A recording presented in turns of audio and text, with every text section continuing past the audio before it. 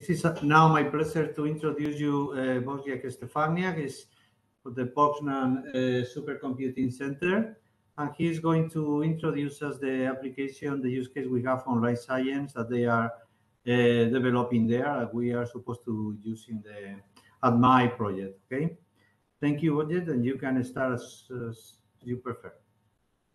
Thank you for the introduction.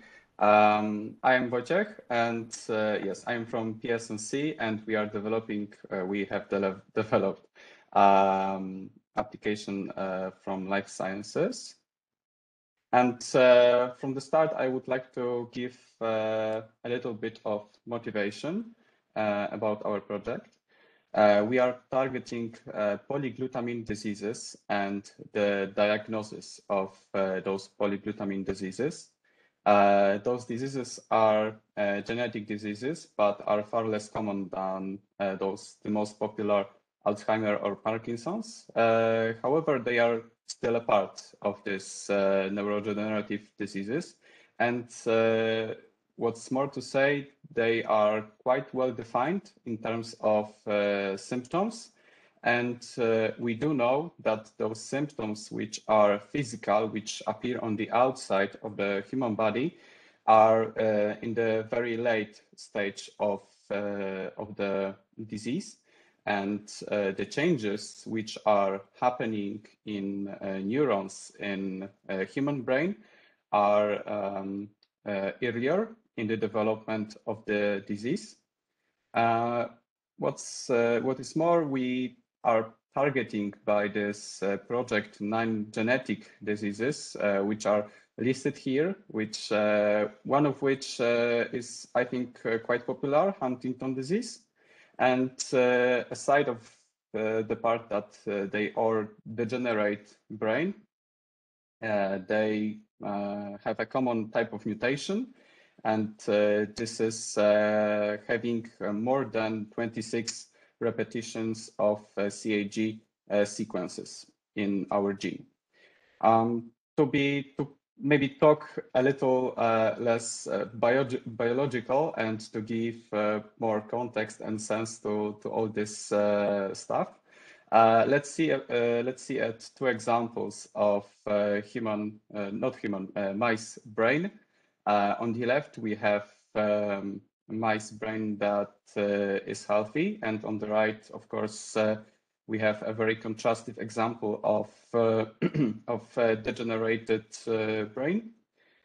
On the left, we can see that there are a lot of Purkinje neurons in our cerebellum.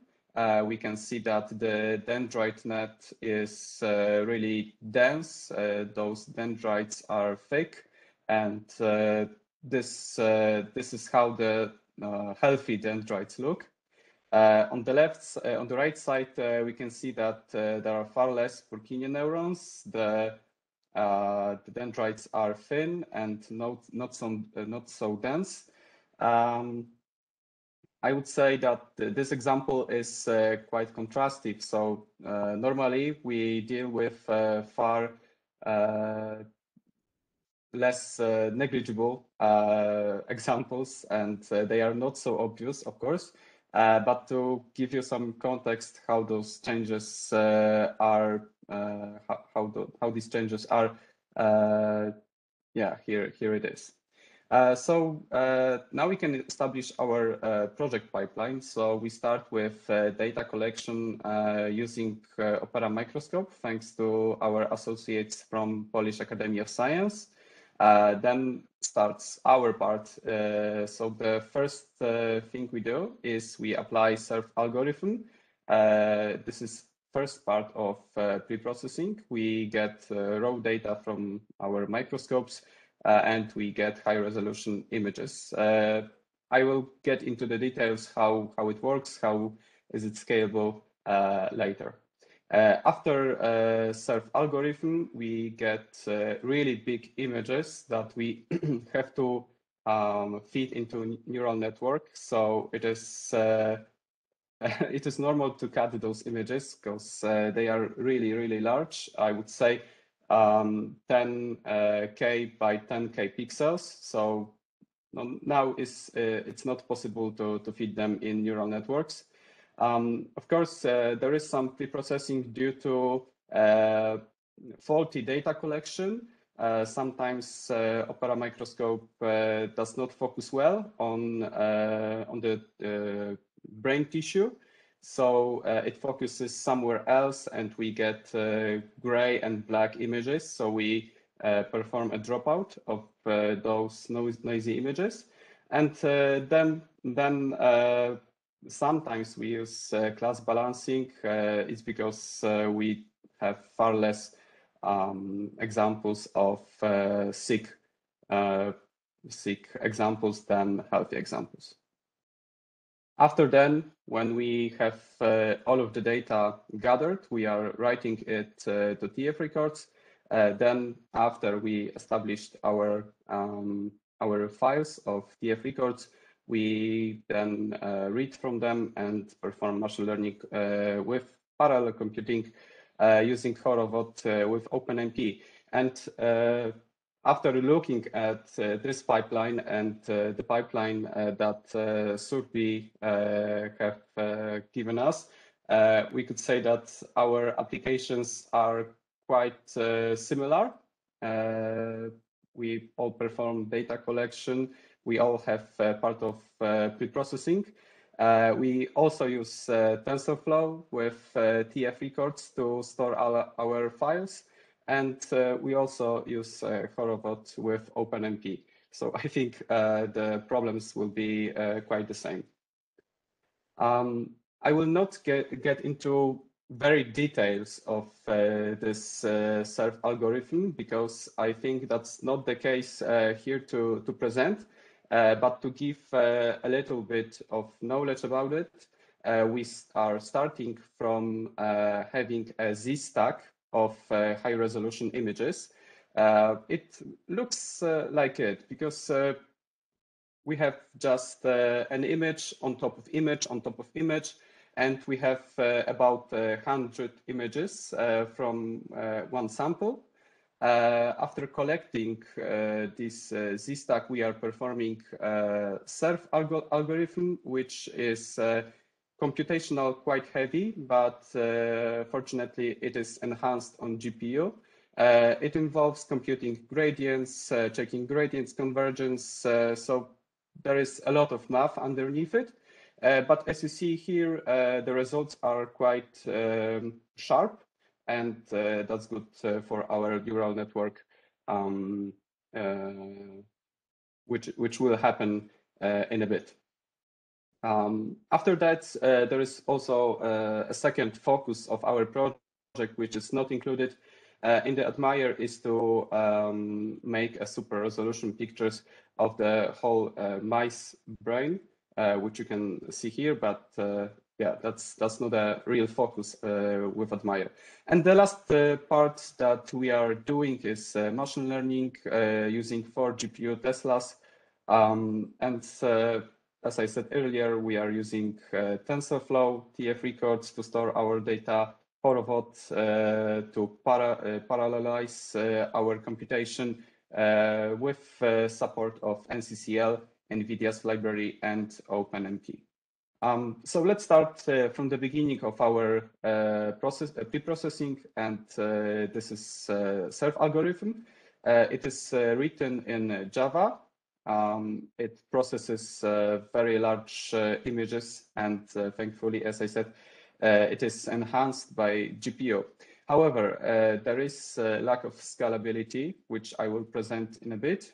And the only way to scale this application is to, which is not so great. We have to just invoke a lot of those applications, each application using its own GPU, and process it this way. So maybe let's start from why it does not scale. Here we can see on the left the processing time of one image in respect to number of cores. You can see there is not much of a difference between one core or 32. On the right, we can see how many time it takes to process one image. in respect to how many GPUs we have. And here, this graphic is better, but it has to be said that we are covering here the scenario where we are invoking several instances of this application, of this Surf application. When we try to allocate more GPUs to perform computation on one image, so if our application uses more than one GPUs, the results are like the CPU results. So yeah, that's the main problem here. I see that there are some questions, or no? Okay. Okay, so let's dig deeper why this application is not scaling. As we see here on the top, the memory consumption is really big. We can see that there is some kind of iterative process which is happening underneath it. But the main focus stands on threads and CPU load. You can see that there is one main thread which is marked by green color, and two in a small amount of time, and one thread going in parallel. This yellow thread is a thread done by us. It is simply a progress bar to show how further into compilation, into calculations we are, because this application lacked this kind of feature to show where we are in our calculations. And here we can see CPU load, which for the most part of applications stands about 6.25% to 6.5%. And we allocated 16 CPUs. So if we we can see that we use just one CPU, and all other CPUs are idle. Then we investigated if we are spending time in good places in this application. On the left and on the right, they are the same results, but from the processing of different images. On the left, we have a smaller image, and on the right, we have a bigger image. On the left, we can see that we spent on calculation about 80%. On the right, we see that we spent about 93%. So as the image increases in size, the calculation time increases, and all those smaller times which are not that significant to our applications are decreasing. So that's good, and we didn't investigate further. I will not cover everything that Surbi covered, for example, explaining how TF Records, not TF Records, but how Horovod works, but maybe I will stop for a bit in TF Records. TF Records is a binary storage format that's optimized to use with TensorFlow API. It takes, thanks to the thing that this is a binary storage format, it takes less space on disk and takes less time to copy and read. Right now, we are storing our TF Records on Lustre, and there is possibility, we are not using it yet, but I think now that we dig deeper into how our application works, I think we will try it. There is a possibility of making parallel reads using TF Records. So we can divide our dataset into shards and produce more batches per second using these functions. There is also possibility of dataset caching, but as Surbi, we didn't implement that yet. Maybe let's talk a bit also about TF dataset, because this is how we feed our data into our machine learning. So it involves some key features of this whole pipeline. TF dataset is a really fast data generators that uses functions such as shard to divide dataset into shards. Shuffle, for perfect shuffle, we would have to shuffle all the data just to randomly choose the data that we learn from.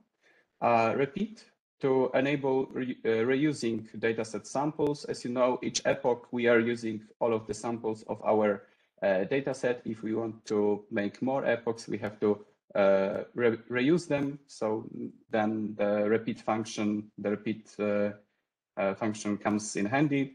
Prefetch, which is one of the key components of this pipeline.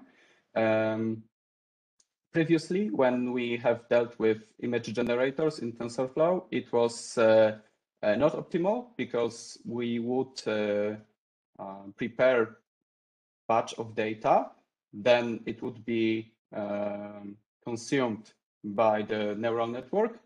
And after consuming it by the neural network, the next batch of data would have started to be generated. Now we are prefetching it, so we are starting preparing our next batch of data during using the previous batch of data by neural network. Also, there is a feature called AutoTune, which will tune parameters of some of those functions during runtime to our hardware, to our needs. But yeah, there are a lot of features in TF dataset, but is it really that faster than image generator? As we see, we have a normal producer-consumer relationship here. And normally, if we would have one GPU, it wouldn't be a problem. But the more GPUs we have, the more consumers we have. And if we want to make those consumers happy, the producer have to work fast. And using image generator is not an efficient way to do it. As you see, I have done some quick tests on my private laptop and on Lustre, where I have stored a sample dataset. When we are using image generator, it takes a lot more time than using TF data. So by doing this benchmark, I will already say that TF data is much faster. But what's the second thought of this whole benchmark is that using Lustre to store our data is far less optimal than using image generator and doing caching. So that's why we are looking to maybe implement some ad hoc storage systems or caching of our data set if this data set is not big enough to not fit into our memory. As I said, I won't get into the details of Horovod because I think that was already covered. But maybe let's just say that the Horovod uses ring-all-reduce mainly, and broadcast and all-gather MPI processes, I would say, MPI features. And the main reason we use Horovod is to make our computation parallel to converge faster with our training, because we can divide our data set into shards. All of those shards are processed by another GPUs. And then when we train it, we can gather all information, all knowledge from different workers from different GPUs and gather it so the GPUs learn also what other GPUs, what other workers have learned. So the convergence of the training is just faster. The processing of data is faster. And about profiling our case, because of lack of scalability of Serve algorithm and the tendency of changing of our pre-processing, we decided to profile only a part of our pipeline, and it would be pipeline reading from TF records and then machine learning with parallel computing. This would be the part that we profile for our first iteration. And as you can see, there is some kind of initialization here, some small processes. Then we are dealing with NCCL and Horovod backend, starting communication. And after that, we are mainly reading data and learning. Here you can easily see that there are some processes like copying memory from hosted device, so IO processes that take quite some time. Aside of that, a lot of NVIDIA processes, NCCL and Horovod activities in the backend. Also, what we have expected to see in MPIs, MPI calls, we see MPI all gather, all reduce, barrier, or broadcast. So all of those that are really well described on Horovod site, what we have really expected from our application. We have also tried to use another tools like NVVP tracing using NVIDIA tracing program. It just makes, for me, for example, it makes it more eye-friendly, I would say. But we can see also that NCCL Oreduce is working here, a lot of GPU computation, some smaller copying to memory or from memory. Yeah, so I would say pretty much the same context, the same scenario as in the previous application.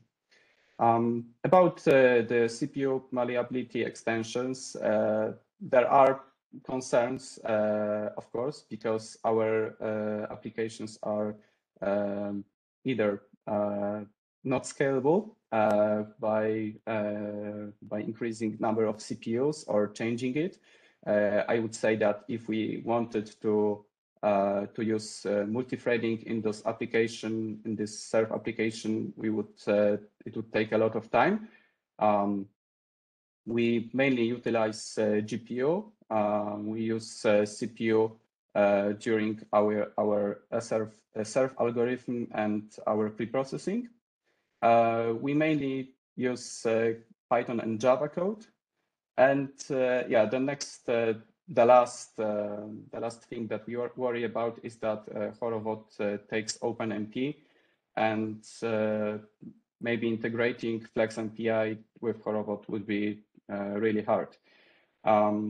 About ad hoc storage systems, I think that it would benefit great to us if we had ad hoc storage system, because we can see here that there are some small gaps in the processing of our GPUs, and this is what I what I discovered recently after profiling, after digging into our application, that we have small times when our GPU is not working because it is probably waiting on next batch. So that is the place where caching or ad hoc storage system for our dataset would come in handy. And that's all from me. If you have any questions, feel free to ask. Thank you, Wojciech. I don't know if there are questions. I have one comment and one question. I mean, when we talk about malleability, not only think about malleability in CPU. I mean, in our project, actually, we also talk about storage malleability. So this puntualization for the ad hoc storage system is also well addressed, and also for the previous presentation. I mean, maybe one application cannot be a good application for CPU malleability, but we can exploit storage using ad hoc storage system well. So this is, we have both targets, and hopefully we can join together in the same application. That would be great. That shouldn't be the main point. So now you are executing also Horobot and use Python and Java code. I understood that you cannot use GPUs because sorry, you cannot use only GPU in one step because the images are very big. This is right, or I am wrong? No, we don't use GPU more than one GPU because it does not scale in SERF algorithm, because we are talking about SERF algorithm, right? The question is, yes. So when we allocate more GPUs, it does not scale. This is how the application is written. It benefits only from one GPU. Adding more than one GPU just doesn't change anything. So what we came up is that we can just make more instances of this application, and we just run 4 or 8 applications in parallel, each computing its own image. Each application is working on another image. Yeah, okay, that was to be my question. So I understand you are running one image for one GPU, but then you are running several images in parallel, no? Many images in parallel. Yes, yes, we are running in parallel, but we are instantiating these applications also in parallel several times. So on the first GPU, we have SERF application 1, and we are working on image 1. Then on GPU 2, we have SERF application 2 and working on image 2. Yeah. Okay. Thank you. Some more questions? No questions? I have a question. Yeah. I was just curious that at the end of it, do you also want to integrate all of your results of images, or you want to collect it independently? Could you repeat, because I didn't hear it? Yeah, that at the end of it, that you want to collect the results of all of the image implementations together, or they are supposed to be run independently? Or you at some point want to have integration of the results? In the SERF application? Yeah. No, they are run independently because this is just a pre-processing step. So it is kind of applying some transformations, for example, to the image. If you once apply the transformation, the image is just transformed. It is more accessible for neural network, but we don't need to gather some kind of knowledge between those processes. Okay, yeah. Thank you. Thank you.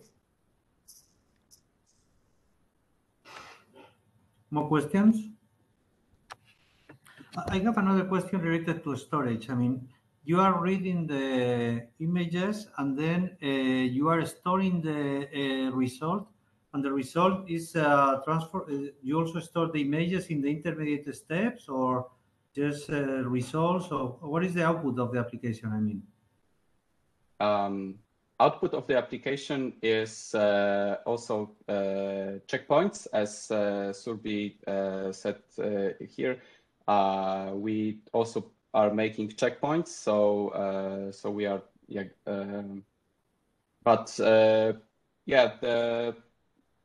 the main outcome of this is just diagnosis of whether the image is healthy or sick.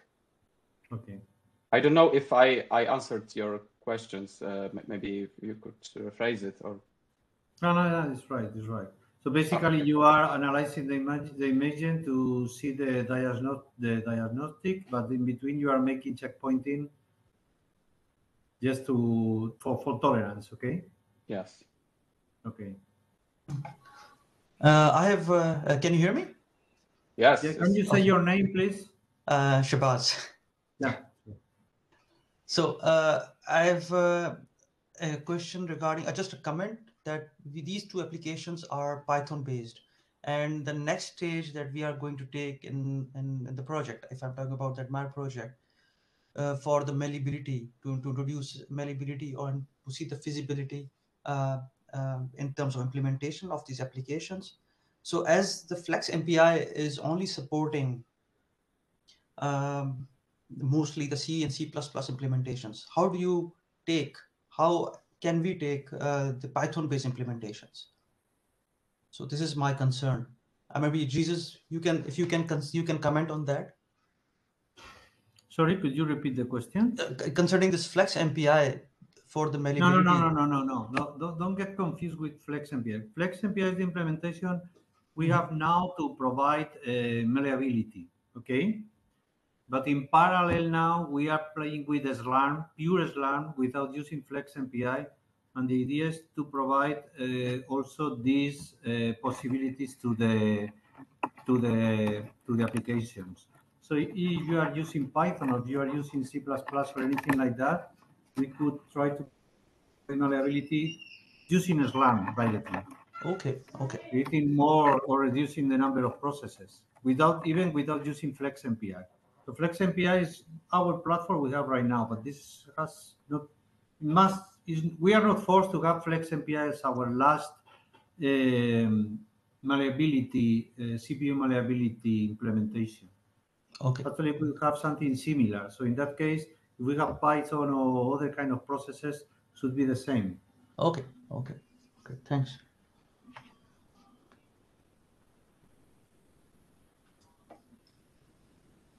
More questions? Okay. So thank you, Wojciech, for your presentation. Thank you for the questions. Finishing the recording right now.